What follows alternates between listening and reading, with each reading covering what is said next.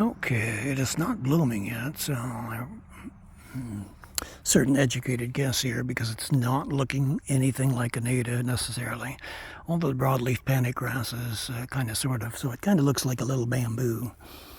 But it is a grass. You see the bare little veins and all that, and it's just kind of here along the roadside, so that's almost a variegated look to it. But I'm coming up with a natal grass, so Microstegium vimineum. So it's only one kind of sort of like this. It is an Asiatic grass, so that might be a thing.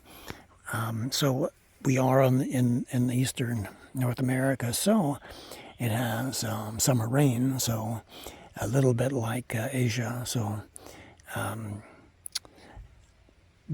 Asian weeds survive and do fairly well here. So here we go.